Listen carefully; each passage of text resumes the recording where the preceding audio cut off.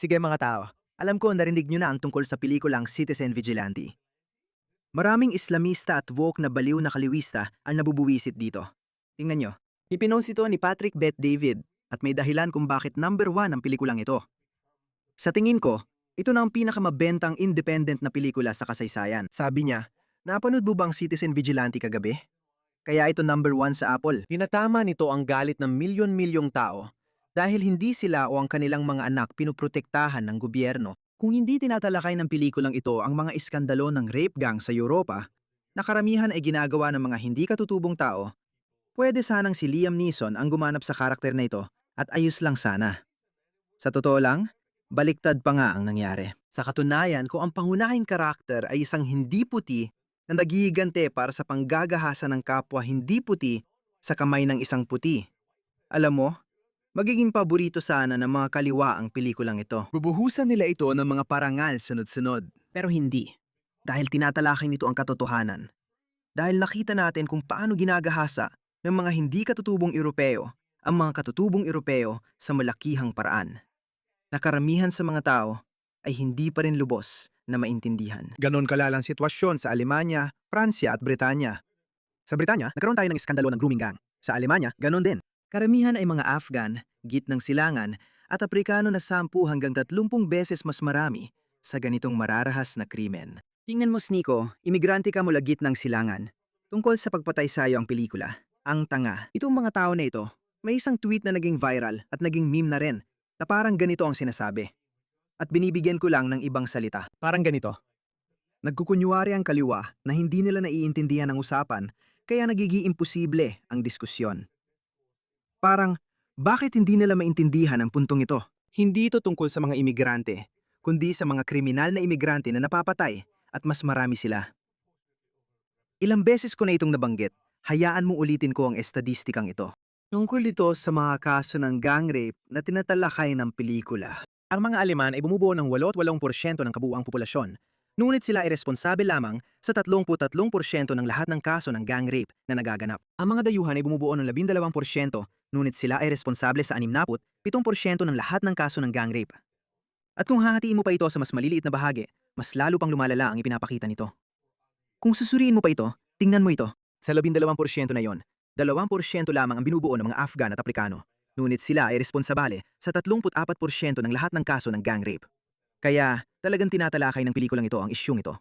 Kaya tingnan mo ito. Kaya kahit ang mga Islamist ay nawawalan na rin ng kontrol. Pero pati si Piers Morgan ay hindi rin natutuwa rito. Kaya in-interview niya ang direktor ng pelikula na Aleman, si Uwe Boll. Pakinggan natin ito. Nagkausap mo na ba si Elon Musk? Pwede ba natin siyang tanungin tungkol dito? Hindi naman talaga, nagpalitan lang kami ng mga mensahe, sa totoo lang. At ano ang sinabi niya? Ano ang sinabi niya? Hindi, sandali lang. Hindi, tapos na. Ano ang sinabi sa'yo ni Elon Musk?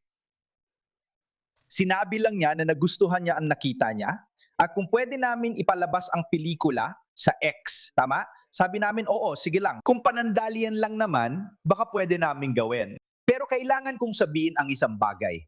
Itong pamilyang Syrian refugee, kung saan ang anak na lalaki ay isang rapist, siya ang gumawa ng gang rape. Iyan ay batay sa isang kaso na nangyari sa Hamburg ilang taon nang nakalipas. At sa tingin ko, ang mga ganitong bagay ay nag-uudyok ng karahasan sa mga tao. Kung may 8 rapist na di napaparusahan o nakakulong, nagkakaroon ng mga pantasyang maging vigilante ang mga tao. Naisip nila, ano ba to? Bakit hindi nakakakulong ang mga rapist ng 15 anyos kahit hindi migranteng rapist? Nakalusot si Jeffrey Epstein. Sa lahat ng usapan natin, tingnan mo to. Nakakatawa ka talaga. Tingnan niyo ulit ang mga stats na pinakita ko mga pare. Hindi nag-iisa ang kwento ng German na migranteng yon. Silipin niyo to. Mas mababa sa 2% ng populasyon ng Germany ay binubuo ng mga Afghan at African. Pero sila ang responsabale sa 34% ng lahat ng gang rape. Tungkol sa gang rape ang pelikulang ito. 12% ay dayuhan. Ngunit sila ang may gawa ng 67% ng lahat ng gang rape. At itong Islamistang ito, itong tagong Islamista, sa totoo lang, hindi na nga siya tagong Islamista. Si Wah, dati siyang nagsabi ng matitinding Islamistang pahayag na nakasulat sa Quran. Ang lahat ng infidel at hindi Muslim ay itinuturing na pinakamasasamang nilalang. Pero umatras na siya at sinabing dati iba ang pananaw niya. Anong ibig mong sabihin? Gusto ko talagang itanong ito kay Mehdi Hasan. Ganun ka ba nun? Kung mali ka nun, mali na rin ba ang Quran na yon? Nakasulat yon sa Quran. Tingnan mo siya. Napakakasuklam-suklam niyang tao. Sinasabi mong palaging biktima ng kanan ang lahat ng Muslim. Hindi ko yan sinabi, pero hindi mo rin alam. Sinabi mong inimbita mo siya at lahat ng sinabi mo, hindi. At saka, napakalaking halaga ng pera yan. Sabi ko, may mga rape gang. Sa pelikula ko, laban siya sa mga kriminal, hindi sa mga Muslim, mga kriminal. Alam kong pinatay niya ang pamilya. Kaya nga, at yun ang punto, hindi nga ginawa yon, hindi totoo yan. Kaya, hindi. Pinatay niya ang buong pamilya. Uy, nagsisinungaling ka. Pinatay niya ang buong pamilya. Ano bang sinasabi mo? Hindi ako nagsisinungaling. Binabaril niya ang buong. Pero lahat sila ay mga kriminal. Kriminal ba ang babae? Ayos lang ba yon? Kaya napakadali lang sagutin kasi syempre, ito ay isang pelikulang pantasya tungkol sa isang vigilante. Sige, pwede kang magkaroon ng daan-daang pelikula kung saan pinapatay ang buong pamilya. Ang tanging problema ni Mehdi Hasan ay kung bakit ipinadiriwan talaga ng mga tao yon. Ipinapakita lang talaga nito ang kalagayan ng lipunang kanluranin. Na alam mo yon, imbes na magpakita ng simpatsya sa babae, sinabing deserve niyang magang rape dahil nagsuot siya ng damit na kita ang balat. Dahil yan, muli, ay isang napakakaraniwang dahilan. Ang mga taong tulad ni Bushra Sheikh, mga aktivistang Muslim, ay talagang nagsabi ng mga ganitong pahayag na ang mga babaeng kanluranin ay kailangan magsuot ng hijab, kailangan magsuot ng burqa, kailangan magsuot ng niqab para maiwasang ma-rape. Maraming Muslim ang nagsabi nito. Paulit-ulit narinig ng mga tao ito ng 10 sa 15 taon. Kaya kapag may pelikulang may vigilante na pumatay sa pamilya, maaring magtanong ka, teka, kahit sinabi niya yon, di naman dapat siyang patayin. Pinagtanggol ng ama ang anak, ngunit di siya nagsisi. Sinabi niya, ganyan talagang Islam, dahil paulit-ulit na nating narinig ito mula sa mga Muslim. Nakipag-debate ako kay Daniel Hikikachu noong 2021 at hayagan niyang ipinagtanggol ito, sabi niya, ganito talaga ang nangyayari at nasa Quran ito. Ganito ang nangyayari kapag nagsusuot ng mga damit na mahahalay ang mga babae. Nabibiktima sila ng pangmumolestya.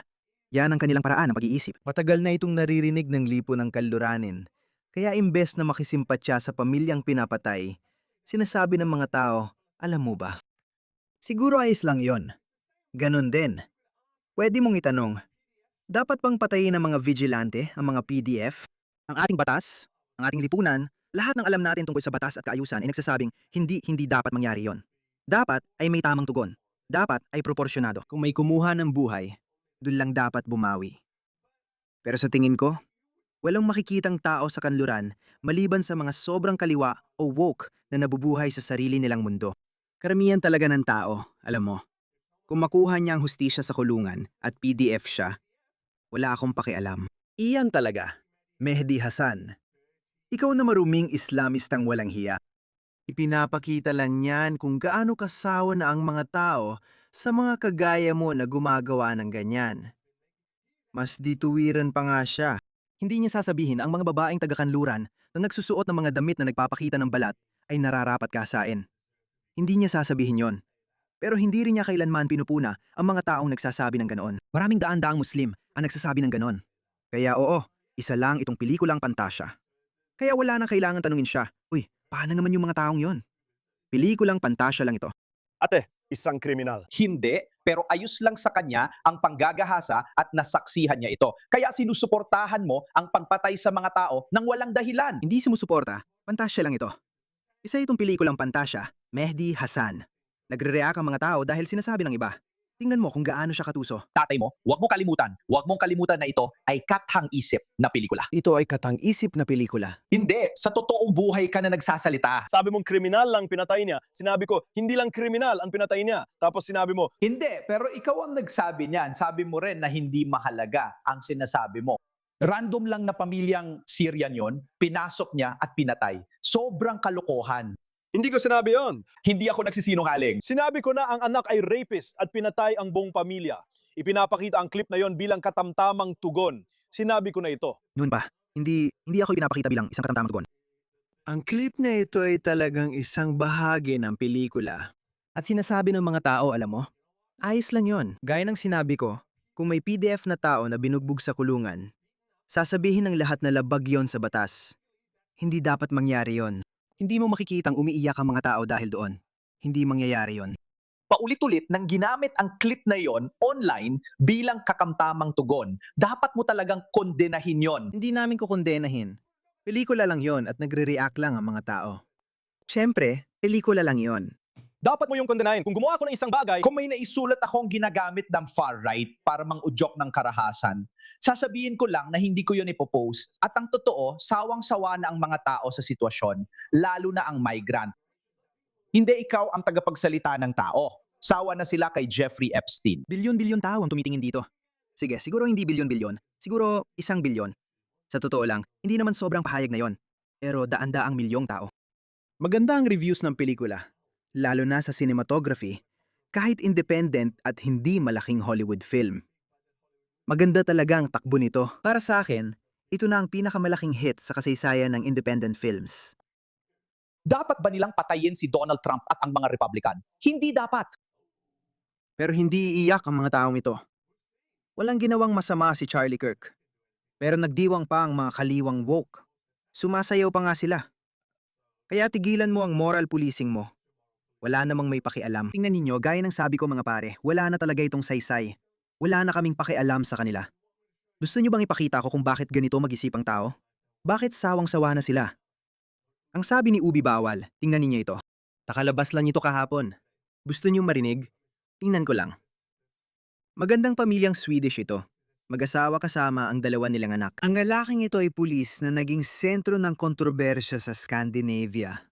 Matapos mapatay sa pambubugbog ng grupo ng mga Aprikano ang isang Swedish na lalaki habang nanonood sa fan zone ng laban ng Norway kontra Cote d'Ivoire. Hindi ko talaga ma-pronounce ang pangalan ng bansang yon. Isa siyang pulis na wala sa duty mga pare. Isa siyang pulis na wala sa duty at naiwan niya ang kanyang asawa at 2 anak na babae.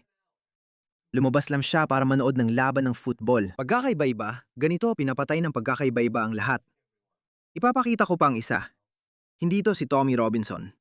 Hindi rin ito galing sa akin. Hindi ito ang pelikulang Citizen Vigilante. Nangyayari ito dahil nakikita ng mga tao ang mga kaganapan sa kalsada. Tingnan ninyo ito. Ang mga Olandes na nanonood ng laban nila. Tinampok ko ang video. Olandes, hindi Netherlands kontra Morocco, at nagdiriwa ang mga Moroccan sa Netherlands sa pagkatalo ng Netherlands sa Morocco.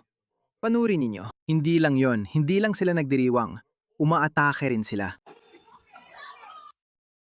Sa mga nakasuot ng kulay ulans, tingnan ninyo, itong mga Moroccan. Hindi ito sa Morocco. Dito ito. Nasa Netherlands ito kaya hindi mo masuportahan ang sariling koponan sa bansa mo. Kapag nanood ka ng football, pinapatay ka. Pinapatay tayo mga pare. Sawa ng mga tao, kaya sinasabi nila, wala na silang pakialam. Sa totoo lang, baka hindi mo magustuhan sasabihin ko. Pero ewan ko, sawa na ako at di ko napipigilan sarili ko. Tingnan mo to, halos araw-araw na itong nangyayari. Nagsimula na rin itong mangyari dito sa Australia. Tingnan nyo mga pare, nangyari ito sa Australia kahapon. Sabi ko nga, halos araw-araw na ito. Isang 15 taong gulang na lalaki ang naging biktima. Ito ang 15 anyos na lalaki na tinutukoy niya. Sinaksak at iniwang mamatay sa labas ng ospital matapos ang nakakagulat na pag-atake ng gang sa hilaga ng Melbourne.